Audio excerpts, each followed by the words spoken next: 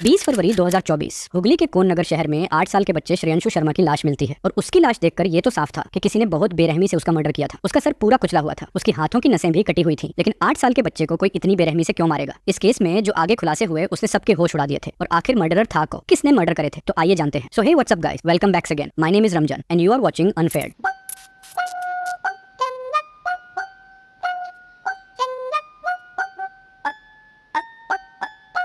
20 फरवरी को जब श्रेयांशु की कजन बहन उसको ढूंढते हुए उसके घर आती है तो वो देखती है कि हर जगह खून फैला हुआ है और सामने ही श्रेयांशु की लाश पड़ी हुई होती है। वो चिल्लाते हुए बाहर जाती है, आसपास पूरी भीड़ इकट्ठा हो जाती है। थोड़ी ही देर में पुलिस आ जाती है और जब पुलिस घर के अंदर दाखिल होती है तो वो देखते हैं कि कमरे में हर जगह श्रेयांशु के खून के दाग लगे हुए हैं। उसका सर बहुत बुरी तरह से कुचला हुआ था, कई बार उसके सर पर वार किया गया था और किलर ने उसके हाथों की नसें भी काट दिए थे, इसलिए कि कोई भी गुंजाइश ना रहे उसके जिंदा रहने की। बॉडी पर भी कई जगह बहुत सारे चोट के निशान थे। अब पुलिस को भी नहीं समझ आ रहा था कि एक 8 साल के बच्चे को कोई इतनी बेरहमी से कोई क्यों मारेगा। ऐसी क्या ही दुश्मनी होगी किसी 8 साल के बच्चे से। पुलिस ने ये भी देखा कि श्रेयांशु के रूम का टीवी की आवाज बहुत ज्यादा तेज थी, तो अगर उसने मदद के लिए आवाज लगाई भी होगी तो किसी ने शायद सुनी नहीं होगी। पुलिस ने अपनी पूछताछ शुरू की, आसपास के पड़ोसियों से भी पूछताछ हुई, सबके नंबर लिए गए। सबसे पूछा गया कि उस दिन कुछ अलग दिखा था क्या आसपास कोई अनजान व्यक्ति घर के अंदर आया था क्या? पुलिस अपनी इन्वेस्टिगेशन शुरू की और उन्होंने आसपास के सारे सीसीटीवी कैमरा फुटेज को भी मंगा लिया था चेक करने के लिए। गेट के ताले भी सही सलामत थे, तो ये चोरी और लूटपाट का मामला तो नहीं लग रहा था। तो पुलिस के लिए ये केस सिर्फ एक ही दिशा में जा रहा था कि ये सिर्फ मर्डर का केस है। पुलिस ने आसपास के लोगों के साथ इन्वेस्टिगेशन शुरू करी ही थी कि उनको एक बात समझ आई कि श्रेयांशु के घर में एक कुत्ता पाला हुआ था जो कि बहुत ही अग्रेसिव था, तो वो हर अनजान व्यक्ति को देखकर बहुत तेज भौंकता था। लेकिन हैरानी की बात ये थी कि मर्डर वाले दिन वो एक बार भी नहीं भौंका। तो पुलिस को लगा कि अगर कोई अनजान व्यक्ति घर के अंदर आया होता तो ये कुत्ता जरूर भौंकता और आसपास के पड़ोसियों को कुत्ते की आवाज जरूर सुनाई देती।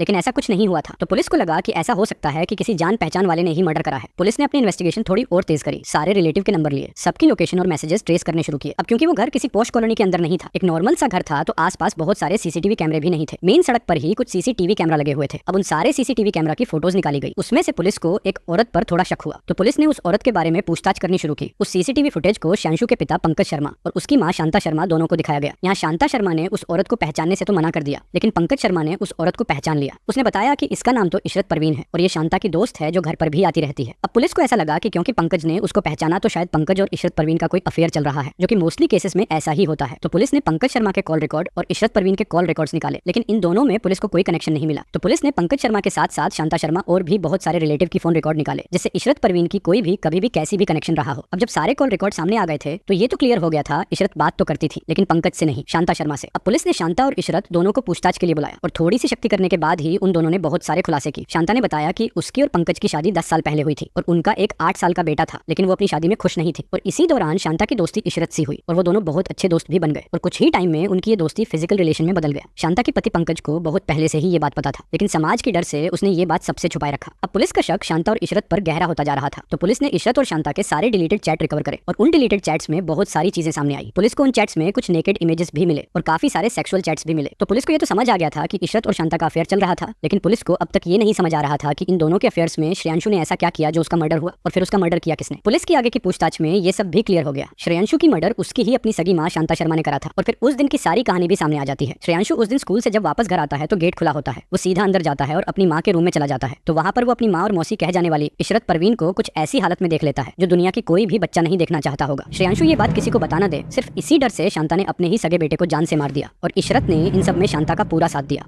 शांता ने अपने ही 8 साल के सगे बेटे को जान से मार दिया। वो श्रेयांशु का सर दीवार से बहुत बार मारती है। जब उसका सर फट जाता है तो वो पास ही पड़ी एक ईंट से उसका सर कुचल देती है और बात यहाँ तक भी नहीं रुकी। जब उन्हें लगा कि शायद श्रेयांशु बच सकता है तो वो दोनों जाकर किचन से एक चाकू लाती है और श्रेयांशु की नसें भी काट देती है। इतनी बेरहमी से मर्डर करने के बाद वो दोनों बाहर निकलते हैं और दोनों अलग अलग रास्तों से बाहर चले जाते हैं कि किसी को पता ना चले कि ये मर्डर उन्होंने ही किया है। लेकिन शांता जिस रास्ते से जाती है वहाँ पर तो कोई सीसीटीवी नहीं होता, लेकिन इशरत जिस रास्ते से जा रही होती है वहाँ पर सीसीटीवी होता है और उसी सीसीटीवी की वजह से पता चलता है कि इशरत उस वक्त उस कॉलोनी में ही थी। शांता चाहती तो एक 8 साल के बच्चे को बहला फुसला के वो बात भुला भी सकती थी। एक 8 साल के बच्चे को बेवकूफ बनाना कोई बड़ी बात नहीं होता, लेकिन उसने ये ना करके सबसे मुश्किल तरीका अपने सगे बेटे का मर्डर करना ही आसान समझा। अब इन दोनों औरतों का जो होना था वो तो हो गई, लेकिन इस केस को सॉल्व करने में दो चीजों ने बहुत हेल्प करी। सबसे पहली वो सीसीटीवी जो गली के बाहर लगा हुआ था जिसमें इशरत दिखाई दी थी। दूसरा वो घर में पाला हुआ कुत्ता जो कि हर अनजान आदमी को देख के बहुत भौंकता था, पर उस दिन वो नहीं भौंका। तो पुलिस को ये समझने में ज्यादा देर नहीं लगी कि ये मर्डर किसी अपने ने ही किया हुआ है। लेकिन कितनी हैरानी की बात है, एक 8 साल के बच्चे को जिसके पास सबसे ज्यादा सेफ फील करना चाहिए था वहीं उसकी मौत का कारण बन गया। अब वो दिन भी दूर नहीं जब क़यामत हमारे सर मंडरा रही होगी। दोस्तों कैसी लगी आपको ये कहानी कमेंट में बताना जरूर और ये भी बताना कि शांता और इशरत को क्या फांसी की सजा सुनानी चाहिए।